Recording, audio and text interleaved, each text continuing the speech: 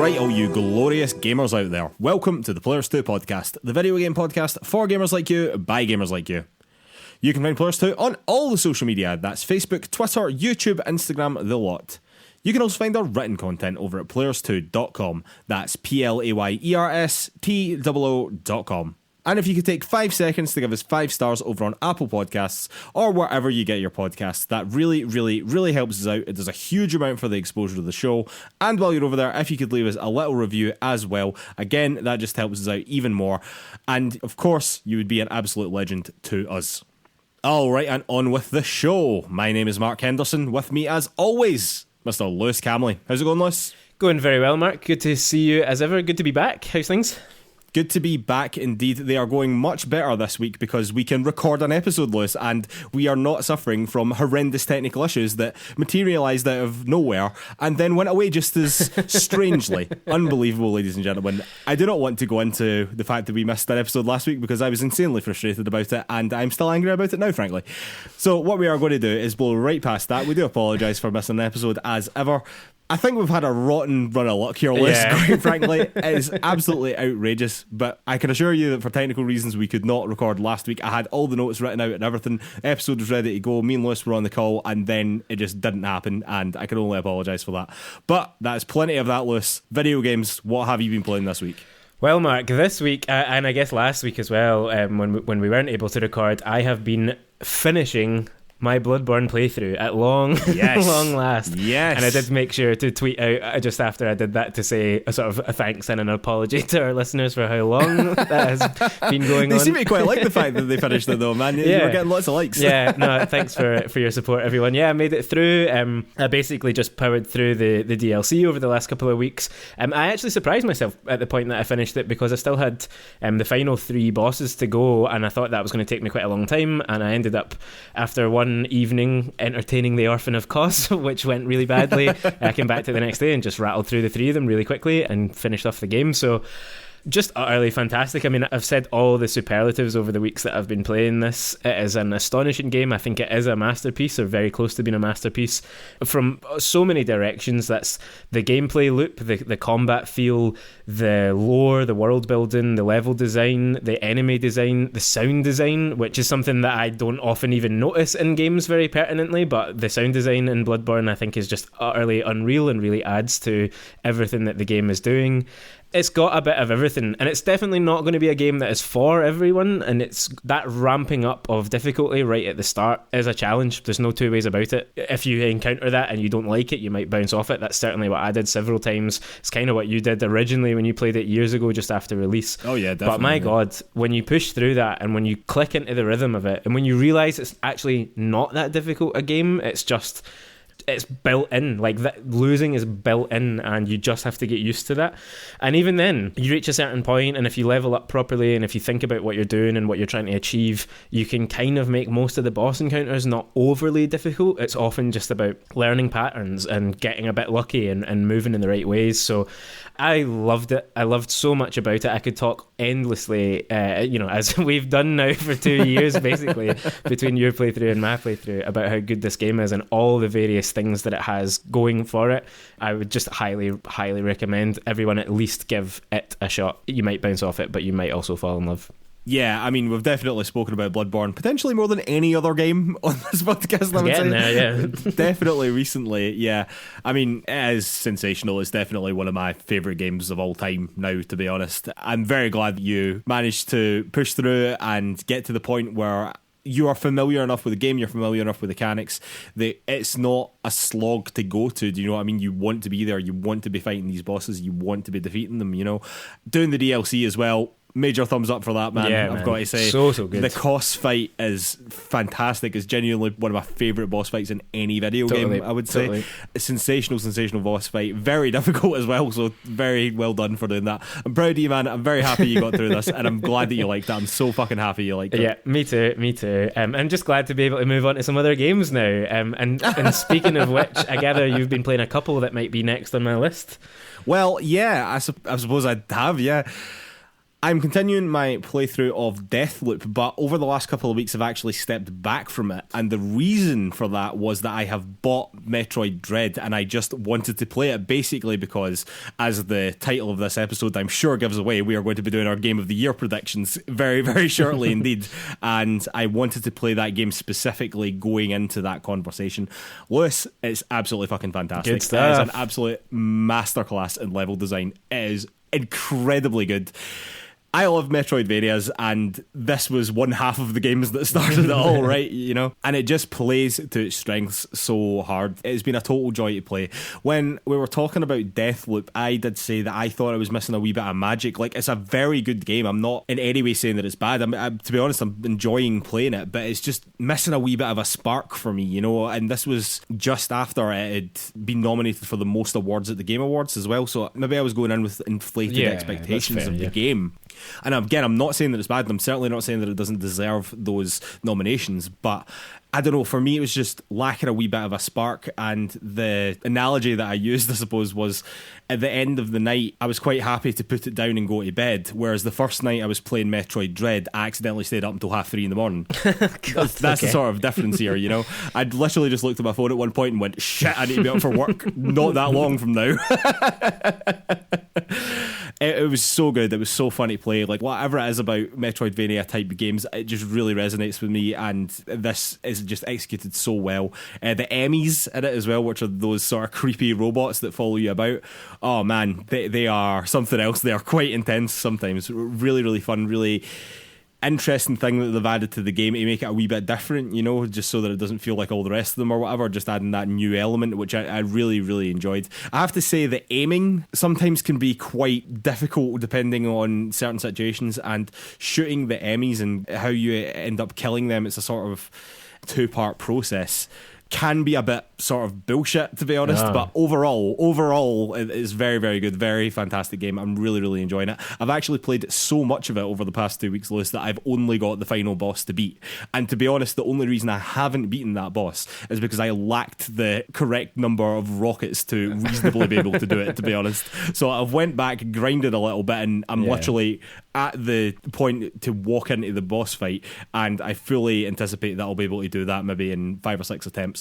One thing I will say about the game, the boss fights in it, man, are no joke. Jesus Christ, they really, really do test you. I'm not saying that it's like Bloodborne level or anything like that, but I mean, it's not a million miles away from that. I've got to say, some of them are genuinely quite challenging. That was going to be my first question, actually, just about difficulty in the game generally. Is it a hard game, and boss fights and non-boss fights? How's that combat? I would say outside of the boss fights, it's relatively straightforward. It plays like a lot of other Metroidvania type games. It plays like other Metroid games, you know. You won't be shocked, certainly, at how it plays. But the boss fights, man, I mean, they are challenging. There's no doubt about it. There's a notable difficulty spike there, don't get me wrong. Similarly to Bloodborne, I suppose, the more the game goes on, those challenges aren't maybe quite so daunting because you're more familiar with the mechanics of the game, you're more familiar with what Samus can do, and as well you're continually getting abilities as you're progressing through the game, so you can just do more, you can tackle things in different situations. But man, some of the early difficulty spikes like really are no joke, seriously. And I know that was a slightly contentious point when the game first came out, but it's nothing that 90% of gamers can't handle, I would say, but be prepared to die. Like, definitely it will take you several attempts to do most of these fights, but when you do them, suddenly you feel like a god, you know? But again, similarly how Bloodborne makes you feel when you beat one of the really difficult bosses. I actually really like it about the game. I've loved it. I've really loved playing it, and I think it is testament to how good I think it is that I've not went back to Deathloop, a game which I also really like. I know that I sound as if I'm being down on it, but I do genuinely like that game. I just don't like it as much as this. I really, fair enough. really like Metroid. It's really good. And just really quickly, how many hours have you put in to get to where you're at? It's not that long. It's not that long at all. I would say maybe somewhere between 10 and 15. Nice. It's not massively long. It's not a hugely long That's experience. the other fear about Metroidvanias, is just that you're going to be playing them forever because you get... Yeah, not this one, I have to say. I think that there's a lot more to do in the game than I have done. Like, if you wanted to go in 100% this, I think that you could easily spend twice as much time in the game as what I have spent. But just for a normal-ish playthrough, I think you would get it done comfortably in under 20 hours, basically regardless of your skill level, unless it is genuinely beyond you to get past some of these boss fights, which again, I would say for 90% of people, although you will probably die multiple times, you will eventually get there, Yeah. Nice. Anyway, Lewis, on that note, I think it is time for our Game of the Year predictions. All right, Lewis, just before we get into our Game Awards predictions, I just want to shout out some of the news that we won't be covering basically in this episode that we almost certainly will be in later episodes. So I just want to mention that we are aware that there are very strong rumours that PlayStation will be launching some sort of subscription service to compete with Games Pass. It seems as though it might have multiple levels to it as well, and it may function as a service somewhere between Games Pass and Switch Online, actually, and that you will be getting access to a lot of the back catalogue with it seems, which is actually very good for PlayStation because they have historically been terrible at preserving their own games and their own legacy, which is really stupid and bad, and I'm glad to hear that they might be taking steps to rectify that. We will definitely be talking about this in the future because I will make a point to talk about it in the future, to be honest. I think that as primarily PlayStation gamers, you and I think this is quite exciting. What are your thoughts? Yeah, very exciting. It sounds a bit like a merger of PS Now and PS Plus, but as you say, with the chat is that it'll have multiple tiers, so you might be able to come in at a level where you get the back catalogue, or you could just get the new releases or whatever it's going to be. Who knows? We're still waiting on the details. Some rumours that it might launch in the spring, so we might hear something about it reasonably soon officially. But yeah, very keen to see what it's going to be. I'm sure it won't be as good as Game Pass because I think it would be hard to get up to that level, but anything that approaches that and gives us access to some of those PlayStation classics, I think would be really, really good. Absolutely. To be clear, I also do not think it will be as good as Games Pass, but anything that is even approaching that would be welcome in my eyes, I can tell you that much. The second thing that I wanted to mention was that the Halo Infinite campaign reviews have come out this week as well. Currently sitting with an 86 on Series X and an 83 on PC. I think by and large it has been received pretty well. I don't think it's necessarily blowing anyone away, but I think it's a pretty good first-person shooter single-player campaign, you know. And I think it is clear that the year-long delay was definitely worth it.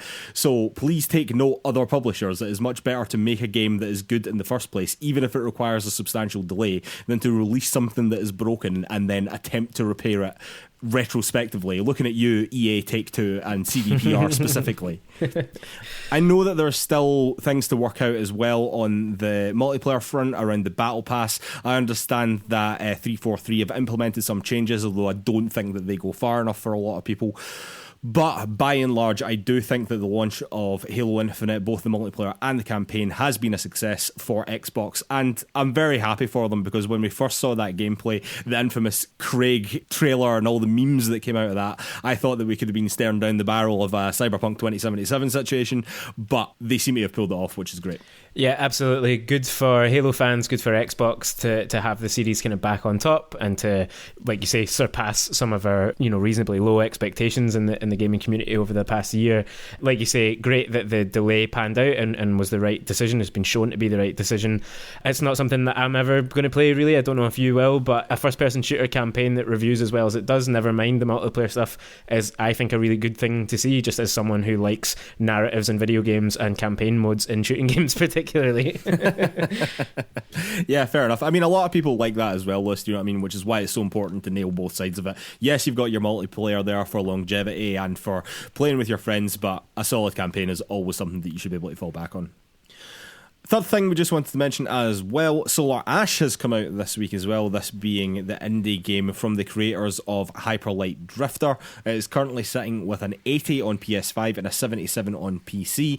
Definitely solid scores for a game of this size. It does seem to be pretty good fun from what I can tell. The movement in the game looks absolutely fantastic. Lewis, you were almost definitely more interested in this than I was. I know that at least superficially it has a lot in common with The Pathless, which I know that you enjoyed.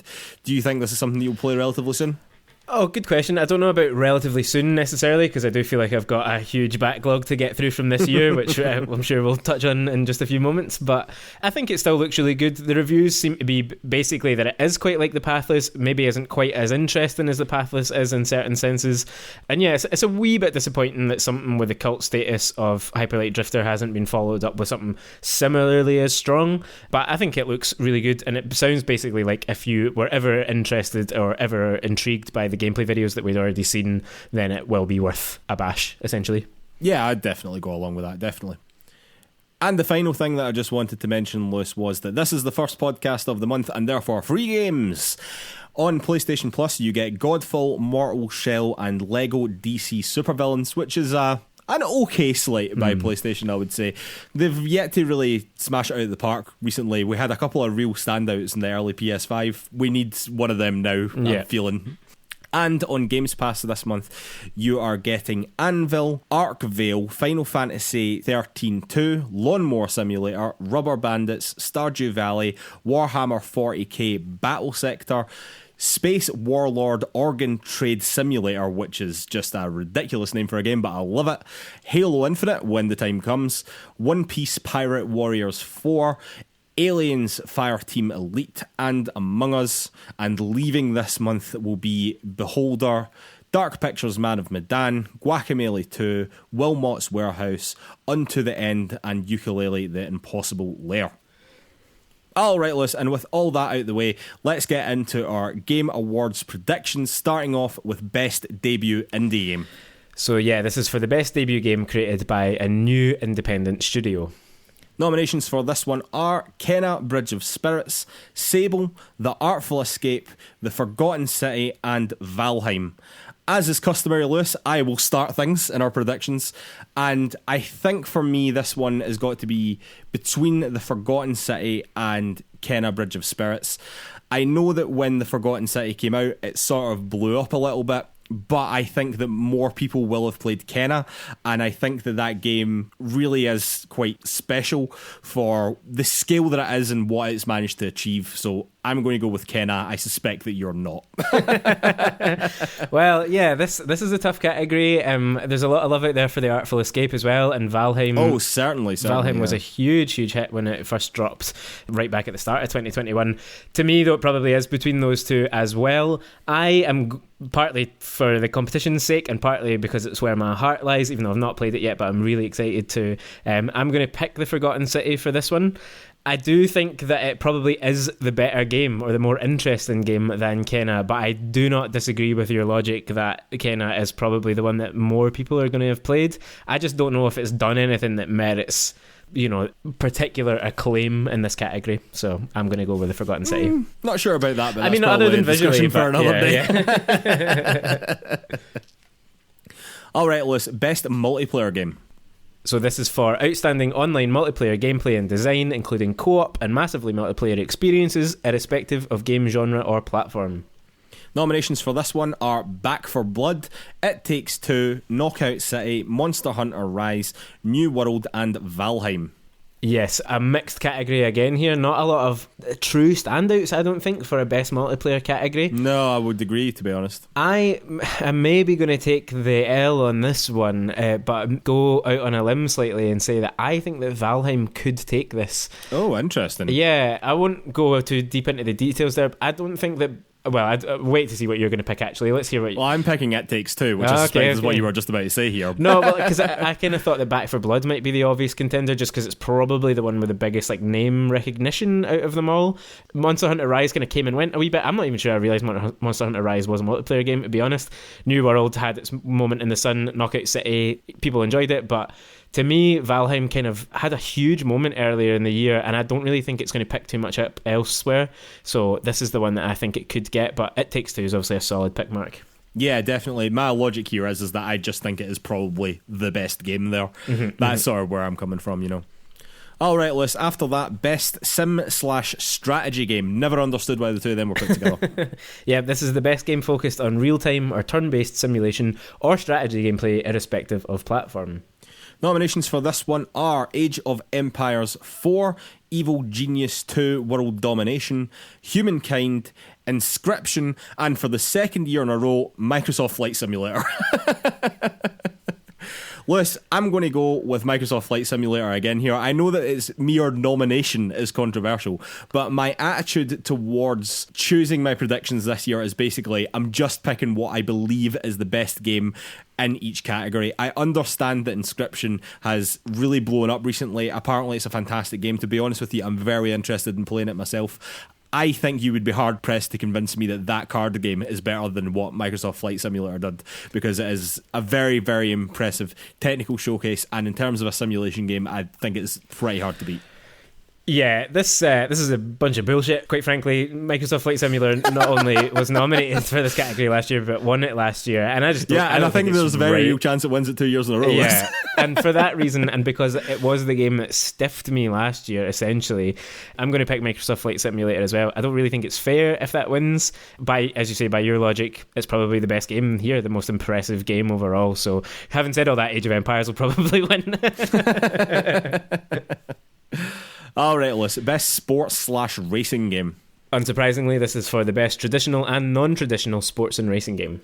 Nominations for this one are F1 2021, FIFA 2022, Hot Wheels Unleashed, Forza Horizon 5, and Riders Republic. Lewis, I'm just going to fill in the category for us here.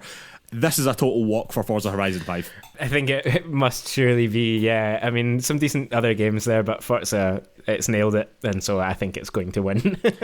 Yeah, absolutely. And I mean, there was a bit of backlash, many people thinking that it should be nominated for Game of the Year outright. So I think if you're going to give it any award, it definitely deserves this one. Alright, let's best family game. This is for the best game appropriate for family play, irrespective of genre or platform. Usually known as the Nintendo category, and this year is basically no different, apart from one exception of It Takes Two. Then we have Mario Party Superstars, New Pokemon Snap, Super Mario 3D World plus Bowser's Fury, and WarioWare Get Together.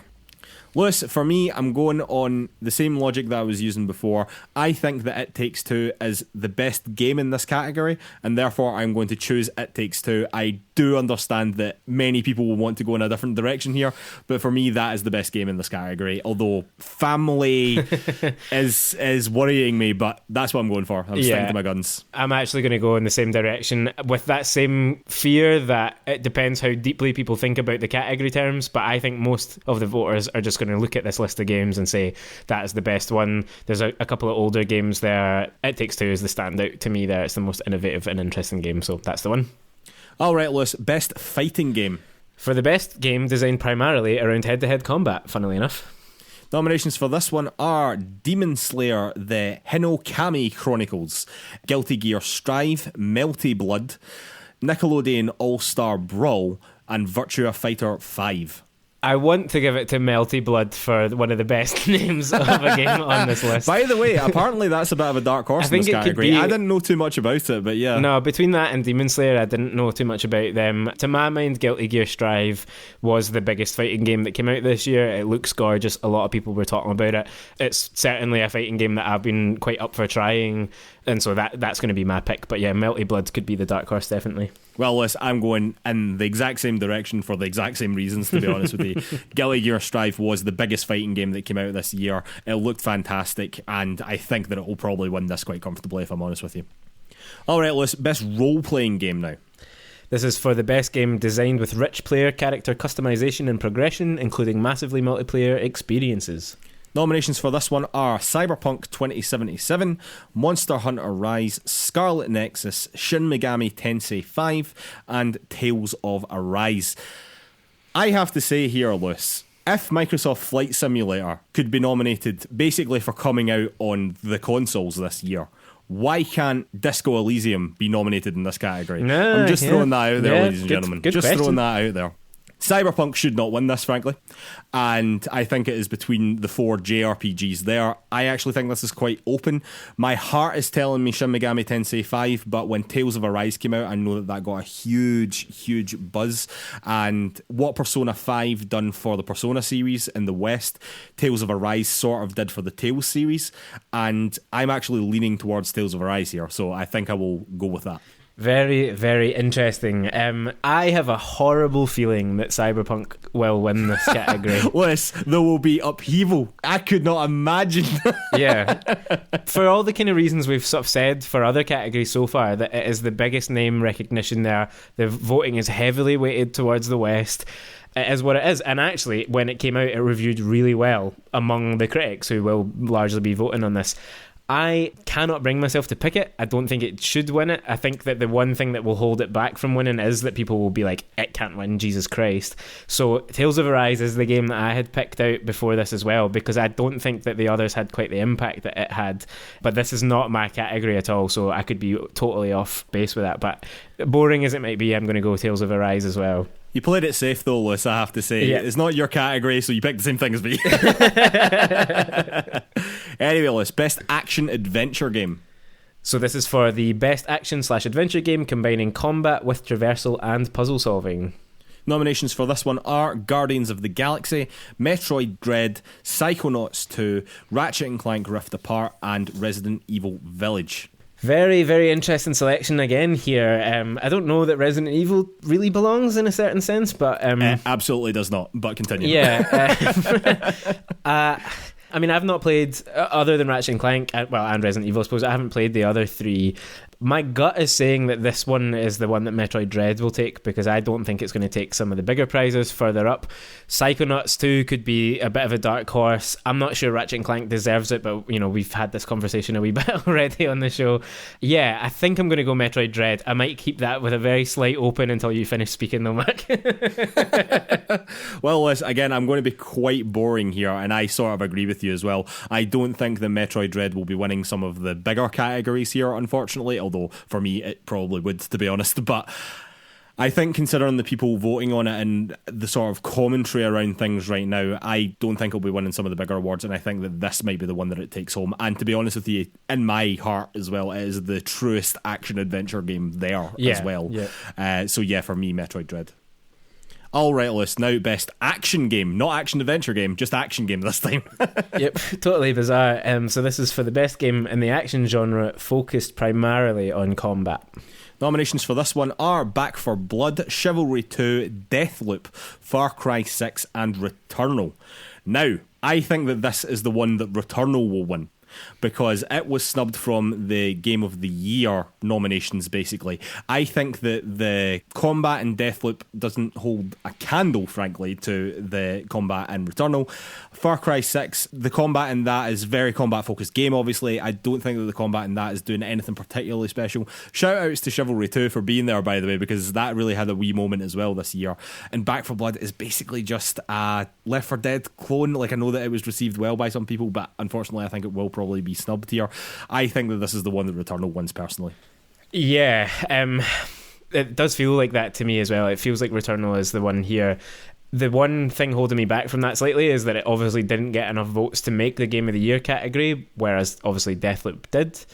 But yeah, I think that it probably is the best action game. Again, having not played most of these, from everything I've seen between Deathloop and Returnal, and I do think it would be between those essentially. Far Cry 6 I don't really think, didn't land all that well. Back 4 Blood, as you say, is sort of an older idea. It didn't, even for big Left 4 Dead fans, it never really took hold, I don't think.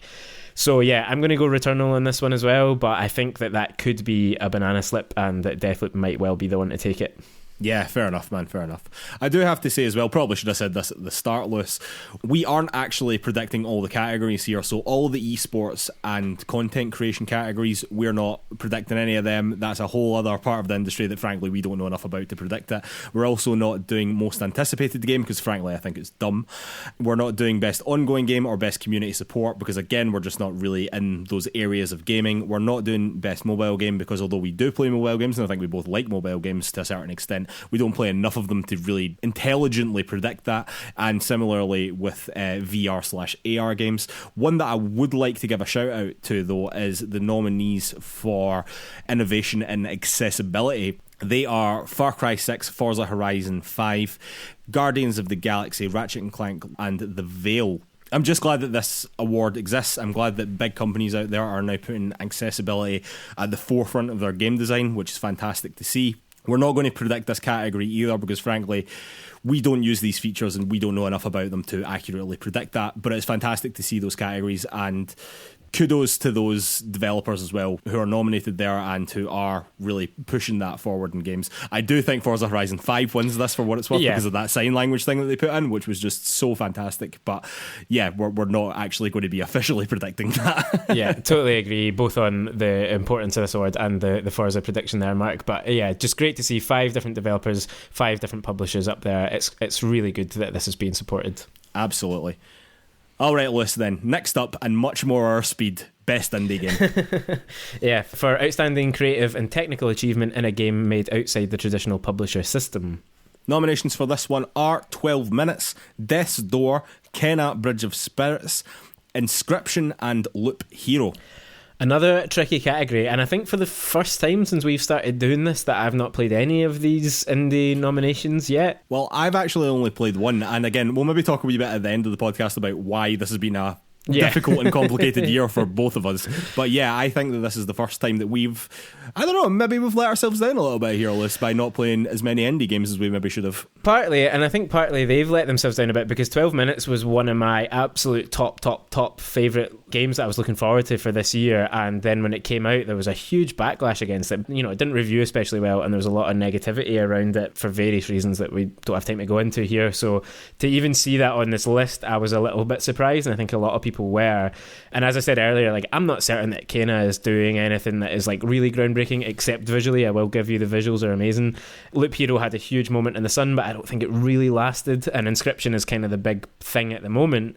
But I think this is Death's Door to lose, honestly. That has probably been the standout indie game of this year, the one that most people have been speaking about, so I'm going to plump for Death's Door here. Yeah, I believe that this is the only category that it's nominated in as well, and it thoroughly deserves this. This game deserves some recognition at these awards, and if this is the only place it can get that recognition, then it should be here, and it deserves to win it, frankly. It was an outstanding game. It's still one of my favourite games of the year, frankly. Nice. All right, Lewis, next up, Games for Impact. For a thought-provoking game with a pro-social meaning or message. Nominations for this one are Before Your Eyes, Boyfriend Dungeon, Chicory, Life is Strange 2 Colours, and No Longer Home. Lewis, I think that this is basically going to be a walk for Life is Strange. Not that some of those others don't deserve it. Thinking specifically of Chicory, which really wore its heart on its sleeve with its message and stuff like that. Still a game that I sort of want to go back and play as well. Just another one of those indie games we never got around to be honest. But for me, the vast majority of people voting on this will have played Life is Strange True Colours. I'm not sure how many people will have played the rest of them. And so for me, it's more of a numbers thing. But I think Life is Strange probably wins this quite comfortably. Yeah, I don't think you're probably off base there. I don't think I'd even heard of No Longer Home, honestly. And yeah, a few games here that I'm quite keen to check out. But I will go for Chicory for this one. Again, partly for the sake of our competition. But I do think as well, I've not heard as much about Life is Strange having that, you know, quote unquote for impact story this time. Obviously, it's always there. It's kind of at the root of what Life is Strange is. But I don't know, Chicory just felt like it offered something a wee bit different this year. So I'm going to go for that. Fair enough, man. Fair enough. I don't think it doesn't deserve it, to be clear. Next up, Lewis, Best Performance. Awarded to an individual for voiceover acting, motion and or performance capture. Nominations for this one are Erica Mori in Life is Strange 2 Colours, Giancarlo Esposito for Far Cry 6, Jason E. Kelly in Deathloop, Maggie Robertson in Resident Evil Village, and Ozioma Akage in Deathloop also. Apologies if I butchered any of those names, I almost certainly did. As a bit of a stab in the dark, this one for me, Mark. Again, of these games so far, I've only played Resident Evil Village, and I don't think that will be the winner. I'm going to probably slightly play the numbers game and go Giancarlo Esposito on this one. Yeah, I totally understand why you're going for that one, to be honest with you, but I think it's going to be Erica Mori. If there's one thing I know about Life is Strange True Colours is that her performance was absolutely stellar. I really hope that she wins as well, because Giancarlo Esposito, quite frankly, has won many awards in his career. And if Erica Mori wins this, always saying that I won the Best Performance Award when Giancarlo Esposito, an absolute boss of an actor, was also nominated. What an accolade that would be for her, and frankly, I think she probably deserves it. So yeah, I'm going for Erica Mori there. Fair enough. Next up, Lewis, Best Audio Design. Recognising the best in-game audio and sound design. Nominations for this one are Deathloop, Forza Horizon 5, Ratchet & Clank Rift Apart, Resident Evil Village, and Returnal. Lewis, frankly, I don't know how Returnal doesn't win this. What they were doing with their sound in that game was absolutely outstanding. I know that what Forza Horizon 5 is doing with its sound is incredibly good as well. Similarly with Resident Evil Village, actually. And shooters are always games that do well in this category, certainly. But for me, what they were doing with the 3D audio and stuff like that in Returnal was just unreal. Something I'd never seen before, and Returnal fully deserves this award, frankly. Yeah, Returnal was my pick for this one as well. Again, not something that I pay a massive amount of attention to in a game unless it makes it super prominent, like Bloodborne, as we were talking about earlier. But for me, from the little bit of Returnal that I did play, the sound was incredible. And like you say, that 3D audio thing is surely got to be part of the future of gaming. So hopefully that'll take this award as well. Definitely. All right, Lewis, best score and music now. For outstanding music, inclusive of score, original song, and or a licensed soundtrack. Nominations for this one are Cyberpunk 2077, Deathloop, Near Replicant, Guardians of the Galaxy, and The Artful Escape. Another tough one. I don't really... I agree, actually. This is a very tough one. I don't really know which direction to go, and I haven't played any of these games. I haven't really heard much about the music in most of them. Obviously, The Artful Escape is a music game, and Marvel's Guardians of the Galaxy, Guardians of the Galaxy is so music-focused as a franchise, as an IP anyway. I am sort of leaning towards it because it's been really well received when it came out. I don't think it's going to win a lot of other categories, and I think that it uses music within its combat system at times as well, which is quite an innovative thing to have done. But any of these games could win. The Artful Escape feels like the kind of an obvious pick to me in some ways, but I'm going to go Marvel's Guardians of the Galaxy on this. Lewis, I am also going to go with Marvel's Guardians of the Galaxy on this, purely because I think that it will be the most popular game again. I think that the game that should actually win that is Near Replicant, because that soundtrack is absolutely fucking incredible. Yeah. Incredible. However, I don't think it will win, despite the fact it probably deserves to. Next up, Lewis, best art direction. For outstanding creative and or technical achievement in artistic design and animation. Nominations for this one are Deathloop, Kena, Bridge of Spirits, Psychonauts 2, Ratchet & Clank, Rift Apart, and The Artful Escape. For me, Lewis, talking about games that probably won't win a lot of awards but deserve recognition, I think that this is the one that Psychonauts 2 wins. I think that their art direction is, quite frankly, incredible. Very, very different. I think Tim Schafer is an industry icon, frankly, and I think that the industry will be keen to award him in some capacity here. I think that that is my pick for art direction. Not that some of these other games don't deserve it, particularly Ratchet & Clank. I thought their art direction was incredible. The Artful Escape even has artful in its title, and if you know anything about that game, you probably know what it looks like, and it's stunning. Deathloop, in and of itself, its art direction is incredible. Kena, we've already talked about how good that looks, but for me, Psychonauts 2, this one. A good pick that I think. I'm going to go Ratchet & Clank. I feel like I've been burned in this category before because it quite often goes to what looks the nicest game rather than what has the most interesting art direction in my eyes. And I think that that's Ratchet & Clank this year. It's visually utterly stunning, but I don't find it all that interesting, but I think it will take it for that reason. And I don't think it will win much else. To be honest with you, I think that you're basically choosing it for the same reasons I'm choosing Psychonauts. Essentially, you I could just swap think those that over the industry, almost. I just think that the industry wants to give Tim Schafer an award, basically. Although, to be honest with you, Insomniac often misses out in these awards as well, so who knows? Who knows? That's why these are fun. Next up, Lewis, best narrative. So this is for outstanding storytelling and narrative development in a game. Nominations for this one: Deathloop, It Takes Two, Life is Strange True Colours, Guardians of the Galaxy, and Psychonauts 2. For me, this one, I'm going to go for Life is Strange True Colours. It is a game that is narrative. Of the others, I've only so far played It Takes Two. I've heard some mixed things about Deathloop's narrative. I've heard really good things about Guardians of the Galaxy's narrative, actually. And, Psychonauts is kind of what it is, but for me, Life is Strange probably is the one here, and I haven't picked it for too much else, so I think that this is where it might pick up its award. For me, I'm picking exactly the same thing, Lewis. I think there's two games here that rely very heavily on their narrative, and it's It Takes Two, which I think is going to win more than you. And I think that if Life is Strange is snubbed in other categories, I think that this is the one where it will pick something up. I don't actually think this category is very strong, to be honest. I mean, Guardians of the Galaxy, I've heard good things about its narrative. Deathloop's narrative is definitely not its strong point. I understand that Psychonauts 2 is doing interesting stuff with its narrative as well, but I don't think that any of those games rely as heavily on their narrative as It Takes Two and Life is Strange. And even between those two, it's the clear winner for me, Life is Strange. It relies so heavily on its narrative. The game is its narrative, and For me, that is the obvious pick, frankly. Next up is Best Game Direction, Lewis. Awarded for outstanding creative vision and innovation in game direction and design. Nominations for this one are Deathloop, It Takes Two, Psychonauts 2, Ratchet & Clank Rift Apart, and Returnal. This one I think is actually quite difficult because I think all of those games are doing quite interesting things with their game's direction. My heart desperately wants to give this to Returnal, I've got to say. However, I think that it's probably a toss-up between It Takes Two and Psychonauts again. I'm going to go with Psychonauts, Lewis. Although I could be easily convinced on any of the other games now.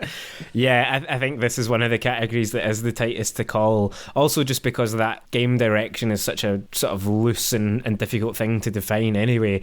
For me, I swithered on a few games here. I've landed on Deathloop, actually. Lewis, it is a fine pick, but you could have also said literally any game on that and I would have been like, yep, that's good. Exactly. I mean, I think, like Returnal, I almost wish it could be Returnal and maybe it will be the one it picks up. As you were saying before, the Tim Schafer celebration around Psychonauts, the desire to give Insomniac an award for Ratchet & Clank.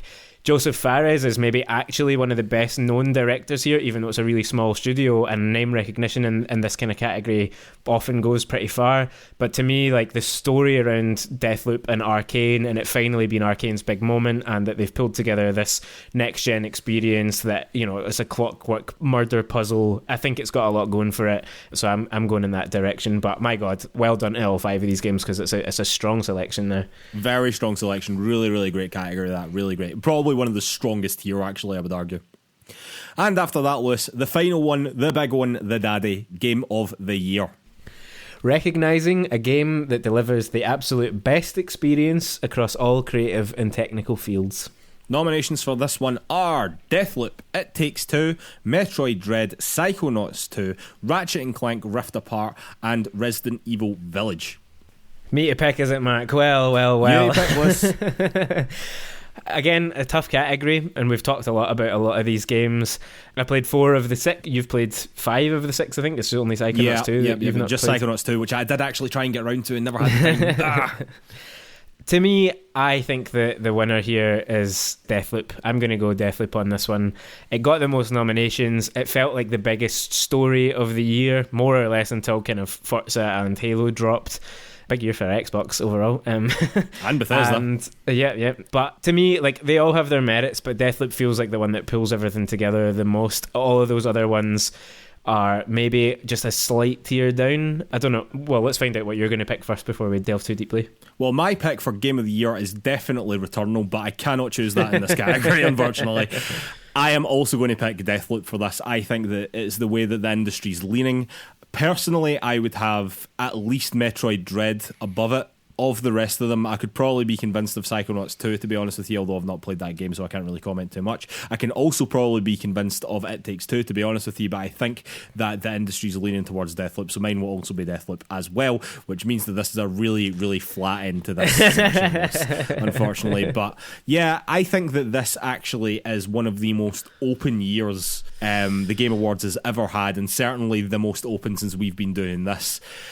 It's exciting. I don't think that there are many huge standout games on this year. You know what I mean? Like in previous years, we had things like Death Stranding and Sekiro and God of War and Red Dead and Breath of the Wild and Mario Odyssey. Do you know what I mean? There were just like titans there that you were just thinking, well, if they're nominated in a category, they're probably going to win. Or if a couple of them are nominated in a category, it's probably between these two. But like that best game direction that we were just talking about, that is tight. Like if that went to any of them, I'd be like, yeah, they deserve it, you know? I just feel as if the field is very spread here. Do you know what I mean? I think there is a wee bit of a down year, but that is not to say that there are not good video games here. There are loads of good video games here, frankly. And honestly, when we're doing this, it just makes for like a super tight, fun race here. Do you know what I mean? And that things could go in quite different directions. And I wouldn't necessarily be shocked. And I certainly wouldn't say that other games don't deserve it outside my picks. Yeah, really interesting year, I've got to say. Totally agree with everything you're saying there, Mark. A mixed year, a good year in a lot of ways, maybe a down year in some other ways. for me, there's a lot of games here I've not played, and there's certainly some that, given the recognition they've got here, they've jumped up my list a bit as things that I want to play. Maybe more pertinently than all, Psychonauts 2 is something that I never really paid all that much attention to, but the level of kind of praise it's getting through this process, I'm sort of like, yep, I'm going to elevate that to be a lot higher up on my list. There's tons here. There's so many games that could pick up awards in different fields. There's plenty of potential surprises, I think, because it is so tight. But yeah, we're lacking that, The Last of Us Part 2 or God of War. The years that we've had just these absolutely killer games, that's maybe lacking this year, but it makes for a much more interesting field of options when we come to do particularly the Game of the Year category. Yeah, definitely, without a shadow of a doubt. Very, very interesting year indeed. And just to reiterate, ladies and gentlemen, just because we didn't say it at the start, whoever loses this prediction battle between me and Lewis will be made to play a video game under 35 hours, we say, before the next Game Awards in 2022. So far, Lewis is 2-0 down, I believe, so you've got some fighting back to do. And we'll also do this with the DICE Awards later in the year as well. I love doing this. It's just a bit of fun. I hate it. That's only because you're not winning yet. Anyway, Lewis, I think it's time for a beer, and then we'll be back for Topic of the Week. And we are back for Topic of the Week. Topic of the Week this week is our play-along of Pyre. This, of course, was supposed to happen last week, Lewis, but because we couldn't record, here we are now. Just getting straight into it, Pyre is the third game by Supergiant Games after Bastion and Transistor, both of which we have previously played as play-along games. I would say that the game is half visual novel and half weird 3v3 basketball game. Is that fair? I think, yeah, pretty fair, yeah. The narrative of the game is that you are a quote-unquote reader in a world where literacy is banned, and because of that you have been banished to quote-unquote the downside, which is just a shitty place basically. You are immediately found by a band of odd characters who immediately tell you about the rights, which is basically the 3v3 basketball portion of the game, and that they can gain their freedom by competing in these rights, but they need you, a reader, in order to do that, basically. You obviously join them and learn that once you complete enough rights, one of you will be able to be sent back home to what is called the Commonwealth. Each time you go through the rights, you get to choose one of your team that you effectively lose for the remainder of the time that you play the game. And then you do the whole thing again and someone else leaves and so on. And that is sort of the cycle of things. I think that's a relatively fair assessment, summary of the game list. Yeah, definitely. Yeah, that's the basic loop. It's essentially a lot of chat in between these kind of basketball games, only some of which really matter. There's essentially a cup finals in there and a lot of friendlies otherwise, essentially. Yeah, that's a very interesting way to put it, I have to say. But Lewis, I want to start on the things that I found really, really positive about the game. And those things really were the art style, the art direction, and the music. Absolutely fucking outstanding. I really think that the team at Supergiant are just an incredibly talented bunch of people. Very small team, but an incredibly talented bunch of people, really. So despite being a wildly different game from the first two games that we've played, Bastion and Transistor, there is like a homogeny, a familiarity among all of these games, And I honestly think that these guys are absolute superstars on the indie scene, and for good fucking reason. They really, really know how to make games, and every game that they've made looks incredible and sounds incredible as well.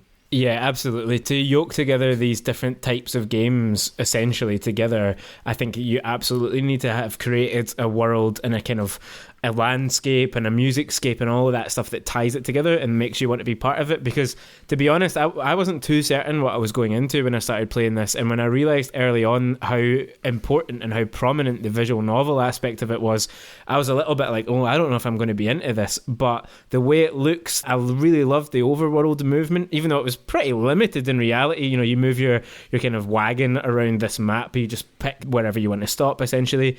But I thought that looked beautiful, and it really made all of that downside feel like a real place with different kind of biomes and all that sort of stuff. Yeah, totally. Every animation was just absolutely on point in the overworld, and even within the game, it was just everything's so tight and so neat. There's no extra fat on any of these games at all, but what is there is just really, really good, particularly from an art style perspective, and the music as well. I cannot overstate how great the music is. It is so good, and it just sounds very Supergiant, I did actually want to just touch on the writing briefly as well, which I actually thought was pretty good.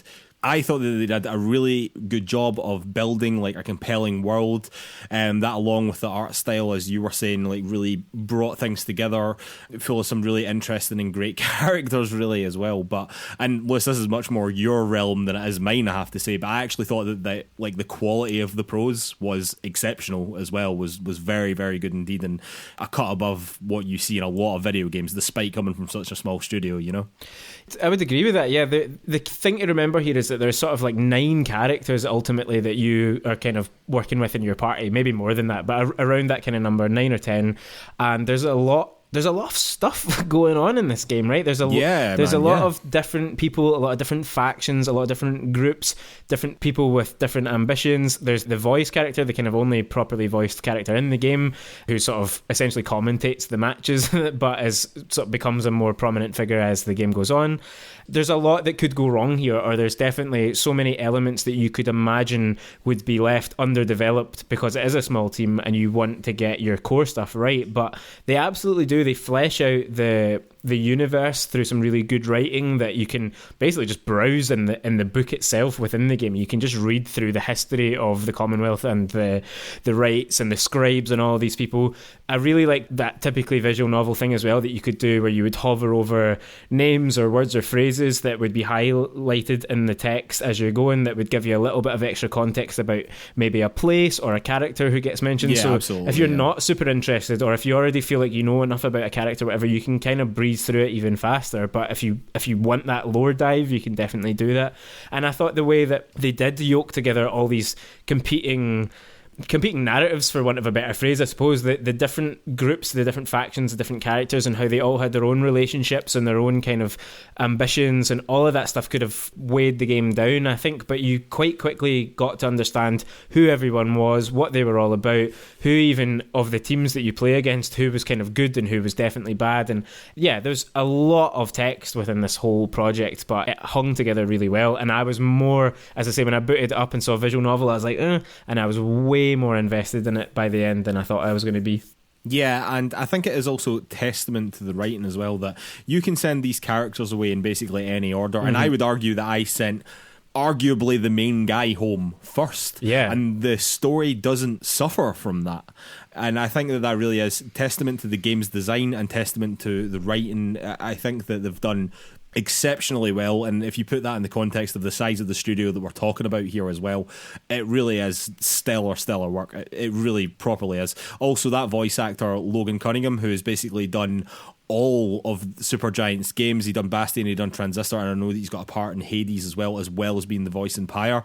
Fantastic. I mean, he doesn't have as prominent a role in this game as he did in the previous 2 that we played, but even at that, man, that dude is a talented motherfucker as well, man. His voice is so good in everything that they do, you know what I mean? It's usually narration focused anyway in the games that we've played so far, but man, that dude is good. But Lewis, on to the gameplay, which I have to say at the beginning of the game is quite few and far between, I have to say. As you were alluding to, there was a lot of writing in this game and there was a lot of reading in this game.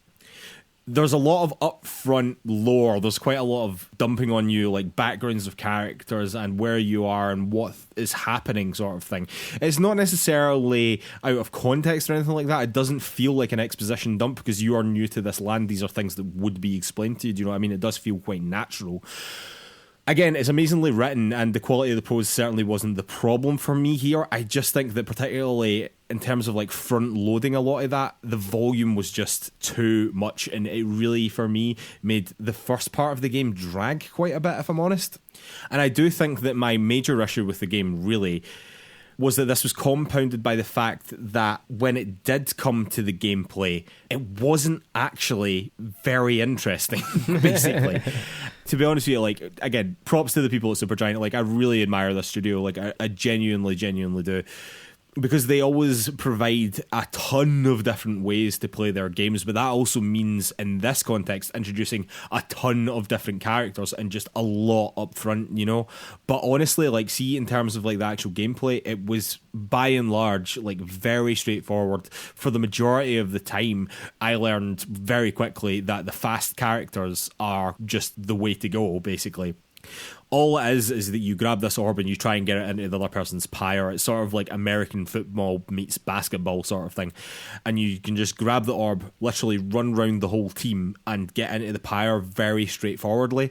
And a lot of the actual gameplay moments outside of the sort of visual novel wider world setting were literally just me running at the orb, jumping over the other team or trying to get around the other team and straight into the pyre, rinse and repeat. And it just wasn't very interesting, which is disappointing because as the major gameplay element, I did actually think that was a bit of a letdown as well. Like, I'm not trying to say that to be like down on the game, because I actually did quite enjoy playing the game, but I did think that weirdly for a Supergiant game, I actually thought the gameplay was the weakest part of it, which I would argue is maybe the strongest part in Bastion and Transistor, you know? Yeah, I think, I mean, generally speaking, Pyre is seen as the weakest of their now 4 games, I suppose, but I'm sort of mixed on that whole point, because in some ways I do think... I'm mixed on it in general, can I just say, because I don't want to be giving off the vibe that I didn't enjoy this game. Like, I genuinely did. Like, I really enjoyed this game, and I would recommend people go and play it, but for me, I think that it's probably right. I think that we are comparing these two, Transistor and Bastion specifically right now, and frankly I think that they were both better. I think that's honestly where I come down. I would generally agree with that, honestly, and I do think that the amount of ambition that they showed here to try and make a sort of essentially 2 different types of things come together and work well with, kind of as you alluded to before, that classic Supergiant thread of action RPG through it. So you've still got your upgrade systems, you've still got your item farm, you've still got all of that going on, which felt so familiar to Bastion and Transistor. Like, those same mechanics are in play here in the way that they were in those games, and I liked that quite a lot. And I agree that the beginning was a drag. As the game goes on, the actual matches, the rights themselves, they speed up. Yeah, it massively speeds up as the game goes on, but there is a long dragging section. It takes a while to get there, and certainly at the beginning as well, the rights, the matches are too easy, and it's only kind of later on, you know, you can introduce your own debuffs to it to kind of get better rewards and stuff like that, but generally as the story progresses it gets a wee bit more tricky, but it's never that hard. But I liked that core gameplay. Like, I liked playing those matches. I looked forward to getting to that point, and kind of one of my main takeaways when I was about halfway through the game was sort of sat thinking, I wish this had either been a full-scale visual novel that had really leaned into the story, or had been a full-scale kind of sports game that was just like just a league. I could not agree with that more. Like, the visual novel aspect of this was fantastic. If the game had just been that, it would have been fantastic. Similarly, if they could maybe have dedicated and expanded upon the gameplay and the actual sport sort of thing that they had created here, and maybe make it a bit more dynamic, a bit more interesting, maybe make matches a bit longer somehow. I totally agree. I think that while they are meshing together 2 things, and I don't think that it is necessarily bad that they're doing that, and it's not even that I'm saying that it doesn't work either. I'm just saying that I think that in this specific instance, it would have been better if these were 2 separate games, you know? Yeah, it was an experiment that I think was worth trying, and that I think they did well with. But yeah, my takeaway, if I was in charge of Supergiant, would kind of, at the end of that process, they've been like, oh, okay, in future, settle on whichever part of this is the best part and go with that, or, you know, or just develop it, take longer and develop it further. But I thought it was a really enjoyable game. I agree with you. I don't think it was as good as the previous 2 for various reasons, but I did find myself by the end being way more invested in the characters and their kind of overarching plot than I thought I was going to be. And I did by the end, because the first few times I played the rights, I was a bit like, I don't know if I'm into this, and I'm not sure that I'm going to get much better at it, because as easy as it is at the start, it's also a bit clunky. But it's only once you get a few more characters and you kind of get a better feel of what the game is trying to encourage you to do and how to play it and how to build strategies in it, that it starts to feel more like a sports game. And that's the point that I was like, oh, actually I'm quite into this. Like, then I was getting into my like football manager mode of going like, how will these characters play off one another, and what am I playing against, and all that sort of stuff. So it's got something there. It just I think it needed to pick a direction. I do agree. Like, I wish that things like that mattered more. Like, I wish that, well, your opponent's going to be playing like this, so I'll play like this, and then that'll matter more. Whereas, like, right now, genuinely, there's two fast characters in the game. One's called Rookie and one's called Sir Gelman, and I just used the two of them repeatedly in nearly every single match that I could. They were nearly unstoppable by basically everyone. It was ridiculous. I mean, I never really had to change strategy the whole time that I played the game. It was things like that. That's what I mean by more dynamic, or if they could have developed that more to bring more of that to the actual sports part of it. Like, I totally agree with you. I'm so glad that you said that as well, because it was a thought in the back of my mind that I wasn't even necessarily going to bring up here, to be honest. But yeah, I totally agree. Like, if this was a visual novel or this was a sports game, or two separate games even, I think that it would have functioned a lot better. However, I want to make it very clear, and I don't think either of us are saying that this is in any way anything other than a very good game, frankly. Really enjoyed it, It may be the least good Supergiant game that we've played so far. However, the first two were setting the bar so fucking high. Something had to fall under it eventually, you know? And very much worth playing in my mind anyway, even if it isn't quite as good as the other two. But yeah, a really, really top game in my opinion. Really, really top game. And I love this studio, and I hope that they just continue making games with the philosophy that they have and the way that they're doing it, because people are responding well. Yeah, you've seen the response that Hades had. They're clearly doing something right, and I wish them all the luck in the world, because I want to continue to play their games. That's totally it. Like the experimentation, and to pull this off as well as they did, like, they're an exciting studio, and we've only seen them do even greater things since then. So whatever Supergiant are doing in the future, I'm playing it hands down. And I don't often feel like that about a studio, but definitely with Supergiant, they've proven themselves to me, definitely. Oh, certainly. All right, ladies and gentlemen, I think we'll have to call it a day there. I'd like to remind everyone that you can find Players2 on all the social media. That's Facebook, Twitter, YouTube, Instagram, the lot. You can also find our written content over at PlayersToo.com. That's PLAYERSTOO.com. And if you could take 5 seconds to give us 5 stars over on Apple Podcasts or wherever you get your podcasts, that really, really, really helps us out. It does a huge amount for the exposure of the show. And while you're over there, if you could leave us a little review as well, again, that just helps us out even more, and you would be an absolute legend to us. Now, listen, it's time for us to announce our next play-along game, but to be honest, we've announced this before. It's Hades. Now, we would usually do this at the start of January, but I think that with Christmas just around the corner, and full disclosure to everyone, part of the reason for our turbulent release schedule of late is the fact that I have been both trying to buy and sell a house and move all at the same time, which has been proven quite challenging. So that is part of the problem. So I will be moving home very soon as well. So I think that December is just going to be a nightmare for us, frankly.